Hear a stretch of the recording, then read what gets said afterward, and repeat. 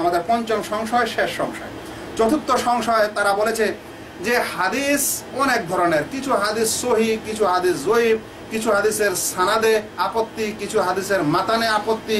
এই কারণে এত গোলমাল ও সংশয়ওয়ালা জিনিসকে কিভাবে নির্ভর করা যায়, এত গোলমাল ও সংশয়ওয়ালা বিষয়কে কিভাবে নির্ভর করা যায়? এর প্রথম উত্তর হলো, যারা হাদিস সংকলনের নীতি ও নিয়ম, উসুলে হাদিস যারা জানে না তারাই এই আপত্তি করতে পারে, নচেত কোনো জ্ঞানী ব্যক্তি এই বিষয়ের আপত্তি করতে পারে না। ভাই, এই হাদিস গোলমাল বলে মুহাদ্দিসিনে কেরামরা সব হাদিস নিয়ে নিয়েছিলেন? এটা যে একটা সংশয় তুলা হলো, এটা সংশয় হলো। মুহাদ্দিসিনেরা কি সব হাদিস নিয়ে নিয়েছিলেন গোলমাল? যদি সব গোলমাল নিয়ে নিতেন তাহলে বলতেন যে এগুলো সব গোলমাল নিয়েছেন। মুহাদ্দিসিনে কেরামরা শর্ত দিলেন নিজের হাদিস সংকলন তৈরি করার সময়। ইমাম বুখারী রাহমাতুল্লাহ আলাইহির শর্ত, ইমাম মুসলিম রাহমাতুল্লাহ আলাইহির শর্ত সবচেয়ে বেশি উন্নত শর্ত। সেই কারণে তাদের হাদিস দুটি সহিহ হলো, আর যেগুলো জয়ীফ হলো তারা বলে দিচ্ছেন। তাহলে এখানে সহিহ আর জয়ীফের বাহানা করে হাদিসকে ধ্বংস করার আর পুরো সুন্নতকে ইনকার করার, অবিশ্বাস করার, এটা একটা সত্যিকারে খুবই মন্দ পদক্ষেপ। আমি আপনাদেরকে শুধুমাত্র এই উসুলে হাদিসের একটি সহিহ হাদিসের কি শর্ত, সহিহ হাদিস কাকে বলে, এই কথাটির একটু 5 মিনিট ব্যাখ্যা অবশ্যই দিব, যেন আমরা যারা শুনছি এবং যারা ইন্টারনেটে শুনছি তারা বুঝতে পারি যে একটা সহিহ হাদিস হওয়ার জন্য মুহাদ্দিসিনে কেরামরা কি কি নিয়ম ও পদ্ধতি দিয়েছিলেন, আর এই পদ্ধতির পরেও কি এখন আমরা বলতে পারি কোনো সহিহ হাদিসকে যে না এটা সহিহ হাদিস না? এতগুলো শর্তের পর শুনেন, প্রথম যে কথাটি সহিহ হাদিস হওয়ার জন্য, একটা হাদিস সহিহ হাদিস হওয়ার জন্য, মাত্তাসালা সানাদু, যেই হাদিসের সনদ সূত্র অবিচ্ছিন্ন হবে। প্রথম শর্ত কি হবে? সনদ অবিচ্ছিন্ন হবে। পৃথিবীর ইতিহাসে এটা প্রথম নিয়ম যে কোন মানুষের কথা নকল করবে আর ওর জন্য সনদের প্রয়োজন হবে। আমরা তো বলি এটা আমার বাবা বলেছে, এটা আমার দাদা বলেছে, এটা আমার অমুক শেখ বলেছে, এটা অমুক মানুষ বলেছে, এটা অমুক নেতা বলেছে, এতখানি না।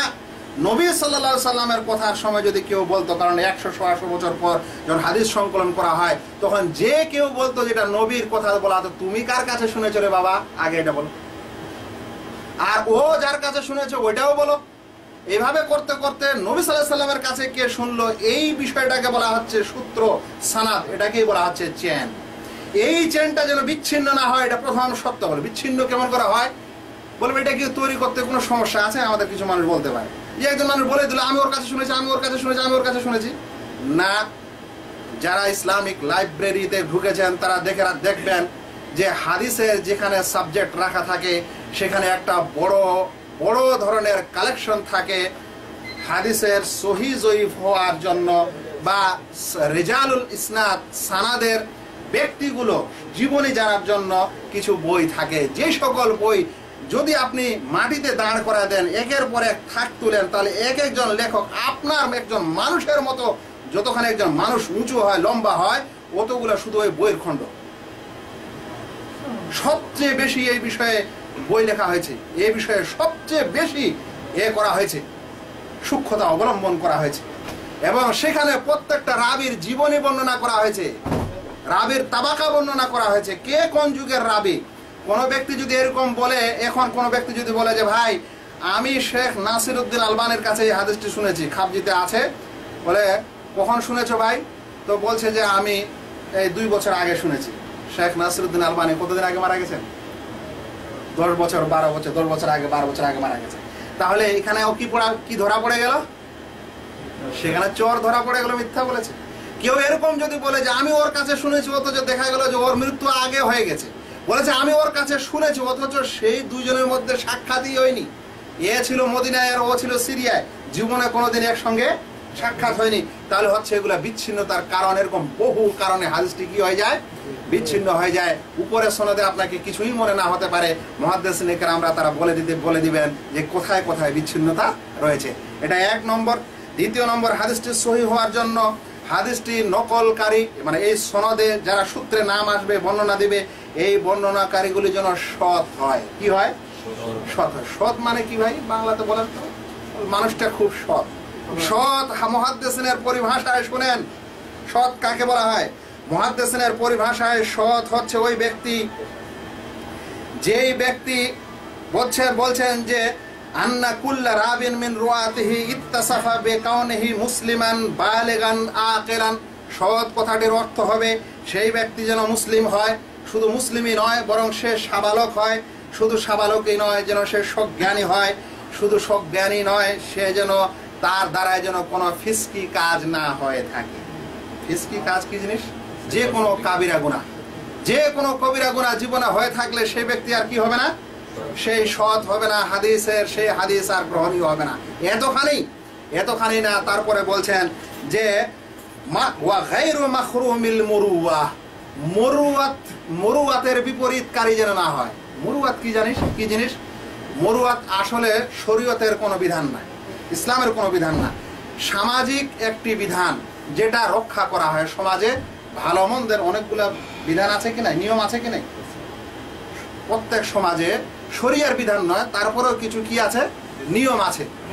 মনে করে নেন, সামাজিকতার একটা উদাহরণ দিই। আমাদের উপমহাদেশের সমাজের নিয়ম হলো যে মানুষ আলেম হবে সে প্যান্ট শার্ট পরবে না, এটা সামাজিকতার নিয়ম। যে আলেম হয় তার মুখে কি থাকে? দাড়ি ছিলা থাকবে না দাড়ি থাকবে? দাড়ি থাকবে। তো এটা তো শরিয়ার বিষয়, কিন্তু পোশাক আশাকের বিষয়টা সামাজিকতার বিষয়।